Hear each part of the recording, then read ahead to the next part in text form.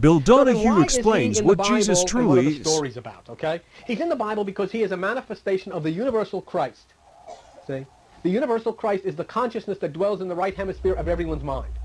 The only thing is everyone is dwelling in the left hemisphere in the carnal mind. Christ dwells at the right hand of power or in the right hemisphere of the divine mind. The stories are of the inner universal Christ and the world's reaction to him. That's what it's all about. Thus, not only was Jesus a manifestation of the Christ, but Jesus himself said, so should you be, so should you, must be.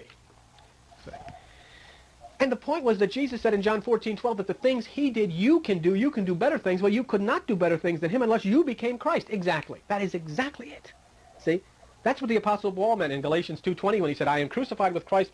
Nevertheless, I live, but not I, but Christ lives within me. The whole meaning of this mystically is that we die to the mind or to the human consciousness. That's the crucifixion. We die. And then we are risen up into the higher consciousness, into the right hemisphere of the brain with Christ, where we then become Christ through the Christ consciousness.